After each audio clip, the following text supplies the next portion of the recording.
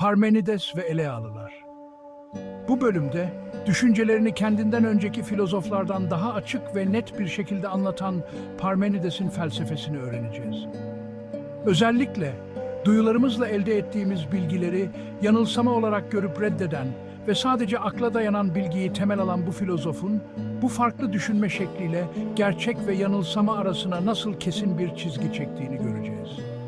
Ayrıca, kurduğu Elea okulunun ünlü isimlerinden Melissos ve Zenon hakkında da bilgi edineceğiz.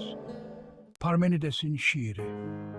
Güney İtalya'daki Elea şehrinde doğan ve Sokrates öncesi düşünürlerin en önemlilerinden biri olan Parmenides, felsefe tarihinde 5. yüzyılın ilk yarısında etkili olmuş bir düşünürdür.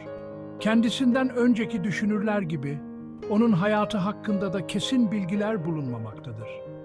Çünkü bu konudaki iki önemli kaynak, Platon'un Parmenides diyaloğunda aktarılan bilgiler ve Diogenes Laertios'un ünlü kitabında Apollodoros aracılığıyla elde ettiği bilgiler birbiriyle çelişmektedir. Örneğin Platon'un diyaloğunda doğum tarihi Mö yaklaşık 515 yılına denk gelirken, Diogenes Laertios'ta Mö yaklaşık 540 yılına denk gelmektedir. Yine de düşüncelerini şiir şeklinde yazarak kendinden önceki doğa filozoflarının alıştığı düz yazı tarzından ayrılan ilk filozof olduğu kesindir. Doğa üzerine veya nesnelerin doğası üzerine olarak çevirebileceğimiz şiir, bir önsöz ve iki bölümden oluşur. Bazı bölümleri eksik olarak günümüze ulaşan bu şiirin ilk bölümünde doğru bilginin ne olduğu açıklanırken, ikinci bölümünde insanlığı yanlışa sürükleyen yanılsamalar üzerinde durulur. Yani yanılgılar dünyasının gerçek olmayan bilgilerine yer verilir. Şiirinin içeriğinden Parmenides'in gözlem, araştırma ve inceleme yoluyla elde edilen bilgi yöntemlerinin hepsine karşı bir tavır sergilediği görülür. Bu tavır, özellikle Pitagoras ve Xenophanes sayesinde canlanmaya başlayan, yeni kavramlar ve anlamlarla dolmaya başlayan felsefenin kendi içinde tutarlı bir metafizik sistem geliştirmesine de öncülük etmiştir. Parmenides'in şiirindeki anlatıcı, insanların gelip geçtiği ve aşındırdığı yolun çok ötesine seyahat eden bir gençtir.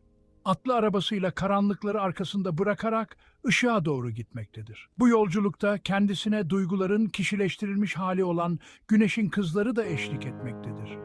Amacı, isimsiz bir tanrıçanın kutsal tapınağına ulaşmak ve ondan gerçekliğin ne olduğunu öğrenmektir. Sonunda biri geceye, diğeri güne açılan iki kapının önünde durur ve hangisinden geçeceğini bilemez. Bu kapıların biri onu gerçeğe götürecek, diğeri ise yanılsamalara. O sırada tanrıça konuşur ve bu genç konuğuna her ikisini de öğrenmesi gerektiğini söyler. Demek ki genç adam hem geceyi hem de gündüzü öğrenecektir. Yani hem insanların inançlarını, yani yanlış olanı öğrenecek, hem de doğruyu, yani kesin olanı öğrenecektir. Bu şekilde gerçekliğin birbirinden farklı iki yüzü olduğunu görecek ve bize de gösterecektir. Böylece farkında olmadan tüm Batı felsefesini etkileyecek ve özellikle Platon'un düşüncelerinde özel bir yere sahip olacak olan Parmenides'in öğretisini geliştirecektir. Parmenides'in mitolojik bir hikaye tarzında yazdığı ve düşüncelerini mecazi bir yolla anlatmayı seçtiği bu şiirinin derinliklerine inildiğinde karşımıza gerçekten de iki yol çıkar. Şiirin ilk bölümünü de oluşturan bu yollardan ilkinde Parmenides bize gerçekliğe giden yolu açıklarken tek bir gerçeklik olduğunu, değişimin imkansız olduğunu ve varoluşun zamandan bağımsız, tek biçimli, zorunlu ve değişmez olduğunu belirtir. Şiirin ikinci bölümünü oluşturan ikinci yolda ise yanılsamalara giden yolu gösterirken, görünen dünyayı ve bu dünyadaki duyularımızla oluşturduğumuz kavramların ne kadar yanlış ve aldatıcı olduğuna dikkat çeker. Parmenides'in bilgi edinme yöntemini belirleyecek bu iki yol, sonunda kendisine ait bir yöntem geliştirmesine neden olur. Bu yöntem, kendisinden önceki İyonyalı düşünürlerin doğayı gözlemleyerek elde ettikleri bilgileri akıl süzgecinden geçirerek sunma yönteminden farklıdır. Parmenides'in yöntemi, bilginin oluşumunda duyum ve algıları reddeder. Bunu yaparken, duyum ve algıların kaynağı olan maddi dünyayı, yani nesnel dünyayı da reddeder.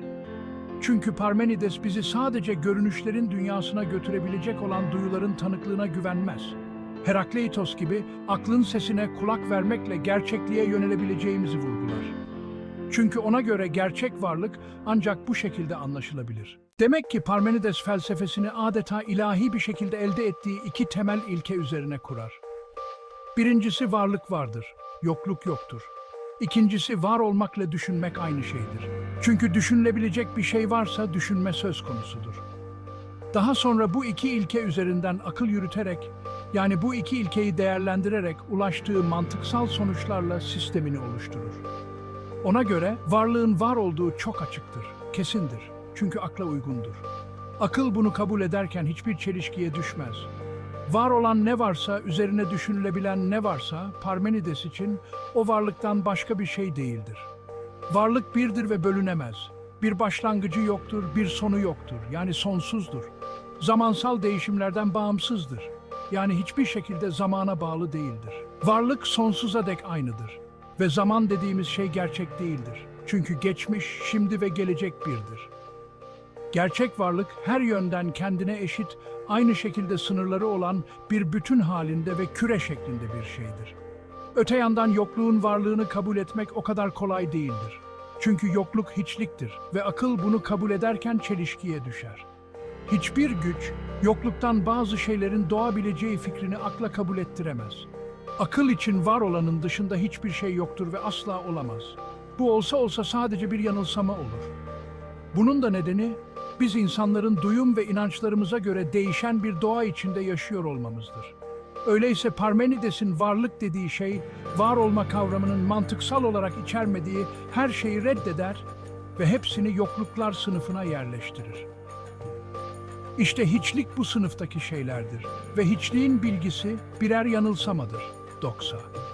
Buna karşılık gerçek olan, yani doğru olan bilgi, tek ve biricik bilgidir ve sadece düşünceden mantık kurallarına uygun olarak elde edilmiş olan varlığın bilgisidir. Bu biricik bilgiye ulaşmanın yolu, varlık kavramının mantıksal olarak analiz edilmesidir. Daha açık bir ifadeyle Parmenides, varlığın özelliklerini gözlem ve araştırma yoluyla değil de, varlık kavramının mantıksal analizini yaptıktan sonra elde ettiği bilgiyle anlamanın, kavramanın, idrak etmenin en sağlam yol olduğunu belirtir. Ve bu şekilde evreni mantık kurallarına göre yeniden kurar. Yani gerçekliği düşünceyle özdeşleştirip maddi varlığın bütün yasalarının veya ilkelerinin yerine mantığın temel ilkesi olan çelişmezlik ilkesini koyar. Çünkü ona göre ancak bu ilkeye uygun olarak var olan gerçektir. Onun bilgisi doğrudur, gerçektir. Varlığın bu şekilde tanımlanması, zorunlu olarak değişimin, yer değiştirmenin imkansız olduğunu gösterir. Öyleyse demek ki varlık değişmez ve hareket etmez. Çünkü var olmanın içinde bu özellikler yoktur. Hareket ve değişim, var olma kavramıyla çelişir. Nedeni, hareket etme halinde bir zaman diliminde olan bir nesne, bir süre sonra başka bir yerde olur. Yani o nesne bir süreliğine bulunduğu ilk yerinde artık yoktur. Bu durumda belirli bir zaman boyutunda varlık ile yokluk, gerçeklik ile hiçlik bir ve aynı şey olur ki, bu imkansızdır. Değişim ise, belirli özelliklere ve niceliklere sahip nesnenin, bir süre sonra başka özelliklere ve niceliklere sahip yeni bir şey olmasıdır ki, bu o nesnenin başka bir şey olması demektir. Bu yüzden değişim de salt varlık kavramıyla çelişir. Miletos okulunun üyeleri, tek bir ana madde kabul ederek, bu maddede hem varlığı hem de oluşu korumak isterken, Herakleitos'un varlığı oluşa indirgemesi, Parmenides'in de oluşu reddetmesi ve böylece yepyeni fikirlerin ortaya çıkması, felsefe tarihinin gelişim aşamasının en önemli adımlarıdır. Yine Parmenides'in gözlem ve araştırma yoluyla, yani deneysel olarak elde edilen bilgiyi, metafizik bilgiden tamamen ayırması ve varlık hakkında konuşulacaksa, sadece akla ve mantıksal sonuçlara uygun olarak konuşmak gerektiğini açık ve net bir şekilde ortaya koyması da bir başka önemli aşamadır.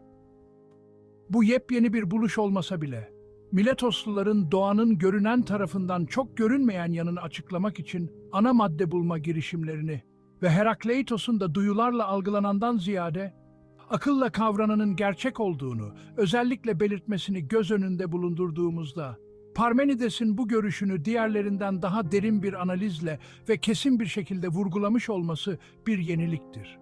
Çünkü ondan önce hiçbir düşünür, hiçbir deneye başvurmadan, sadece ve sadece akıl yürüterek gerçek bilgiye ulaşılacağını Parmenides gibi cesaretle söylememiş. ya da deneyden elde edilen bilgilerin bizi sadece yanılsamalara boğacağını, yanılsamaların ise doğruya tamamen zıt olduğunu, onun gibi net bir dille açıklamamış, tüm felsefesini onun gibi yanılsama doğru karşıtlığı üzerine kurmamıştır. En önemlisi, varlığı onun gibi tanımlayıp felsefeye, daha sonra ontoloji ya da metafizik veya varlık bilimi adını alacak yeni bir alanın temellerini atmamıştır. Görüldüğü gibi, Parmenides'in tüm düşüncesi aslında tek bir cümleyle özetlenebilir. Bir şey varsa vardır, yoksa yoktur. Varlığın doğmuş, doğrulmuş olduğunu veya böyle bir şeye ihtiyacı olduğunu düşünmenin ya da evrenin başlangıcını araştırmanın bir anlamı yoktur. Sadece evren, biri etken, diğeri edilgen olmak üzere iki gerçeklikten ibarettir. Parmenides doğduğu şehir Elea'da, aynı adı taşıyan bir felsefe okulu kurmuştur. Felsefe tarihinde bu okulun üyelerine Elealılar denir ve aralarında özellikle Melissos ve Zenon'un adı sıkça anılır.